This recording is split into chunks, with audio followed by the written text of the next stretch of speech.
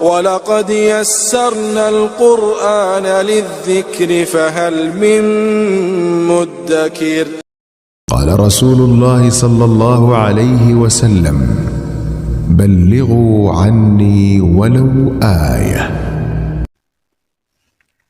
نحمده ونصلي على رسوله الكريم. أعوذ بالله من الشيطان الرجيم. بسم الله الرحمن الرحيم.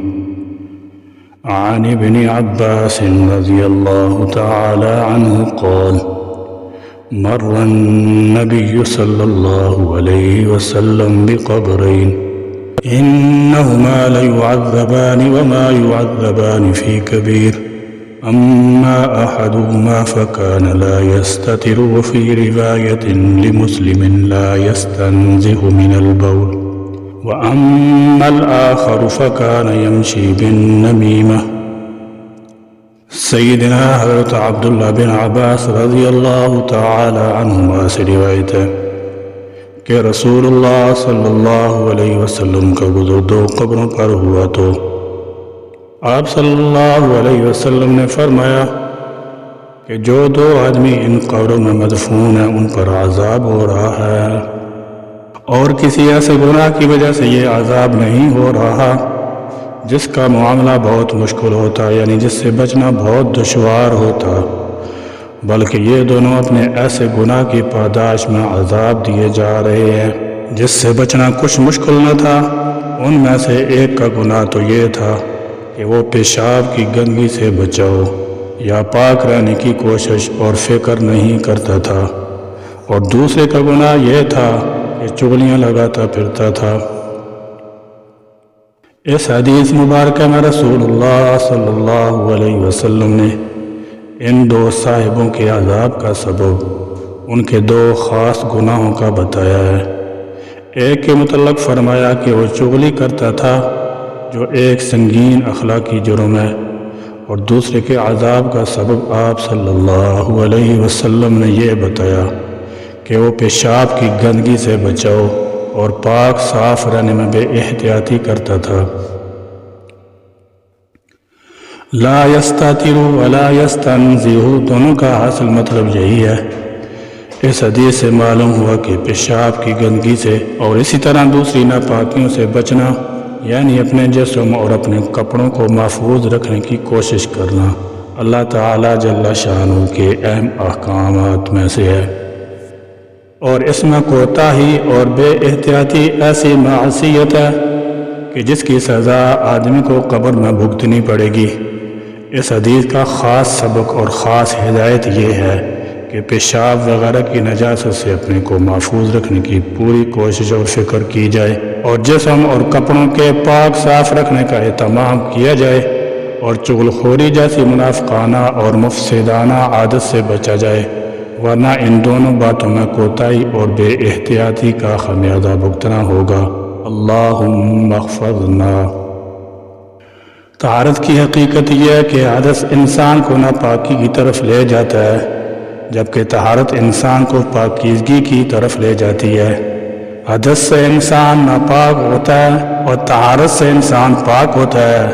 حدث رابطہ توڑنے کا باعث بنتا ہے اور طہارت رابطہ جوڑنے کا سبب بنتی ہے۔ رب کی معرفت اور قربت اور اس کی عبادت میں حلاوت طہارت سے میسر آتی ہے۔ اس لیے شریعت مطہرہ نے اس بات کا اہتمام کیا کہ انسان جب بھی اپنے مولا سے دید و ملاقات چاہے تو یہ اعزاز بغیر طہارت کے حاصل نہیں ہو سکتا۔ طہارت اسلام کی ایک مسلمہ حقیقت ہے۔ اسلام طہارت کو محدود نہیں کرتا بلکہ وسیع تر طہارت کا حکم دیتا ہے۔ طہارت کا مطلب اپنے جسم اور کپڑوں کو ناپاک چیزوں سے بچانا، اور نظافت کا مطلب اپنے جسم اور کپڑوں وغیرہ کو ایسی پاک چیزوں سے بچانا ہے جن سے جسم اور کپڑوں میں میل اور بدبو پیدا ہو، جو معاشرے کے دیگر افراد کے لیے تکلیف اور نفرت کا باعث ہو۔ شرعی نقطۂ نظر سے طہارت دو قسم کی ہوتی ہے، ایک حکمی اور ایک معنوی طہارت جو وضو اور غسل سے حاصل ہوتی ہے۔ دوسری طہارت حقیقہ ہے جو ظاہری گندگی یعنی پیشاب اور پاخانہ وغیرہ سے اپنے جسم اور کپڑوں کو پاک کرنے سے حاصل ہوتی ہے۔ اسلام میں دونوں قسم کی طہارت کا حکم دیا گیا ہے۔ نیز علماء کرام رحمۃ اللہ علیہم نے طہارت کی 4 اقسام بیان کی ہیں۔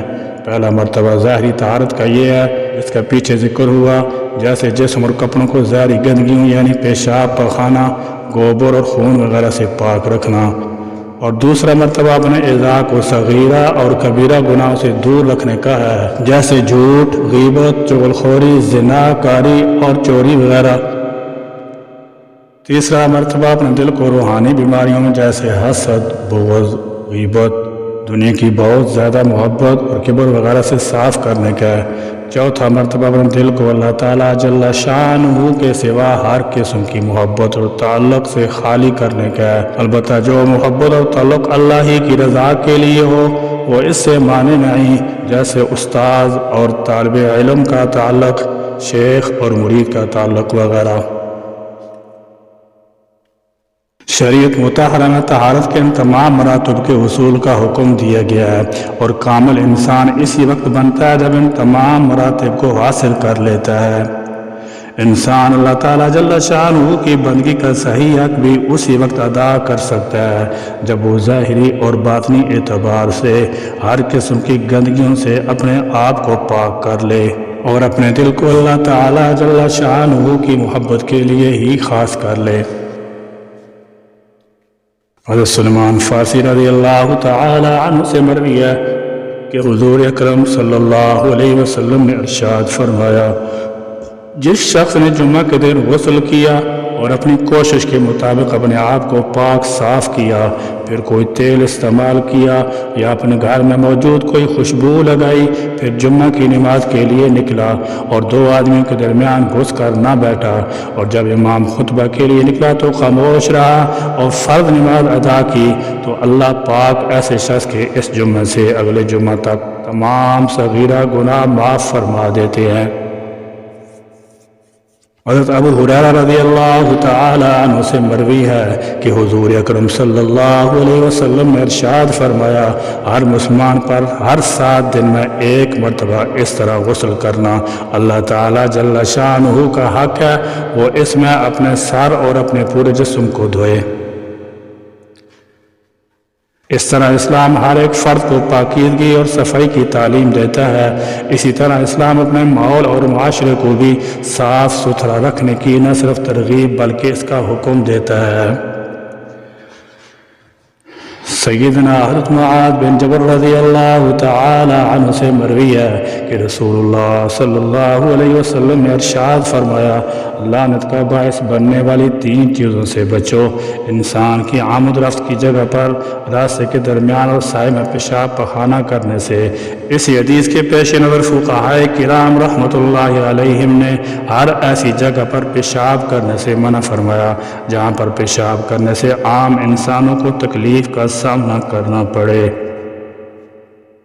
رسول اللہ صلی اللہ علیہ وسلم نے ارشاد فرمایا، جو شخص بدبودار درخت یعنی پیاز کھائے وہ ہماری مسجد کے قریب نہ آئے، کیونکہ ملائکہ کو ہر اس چیز سے تکلیف ہوتی ہے جس سے انسانوں کو تکلیف ہوتی ہے۔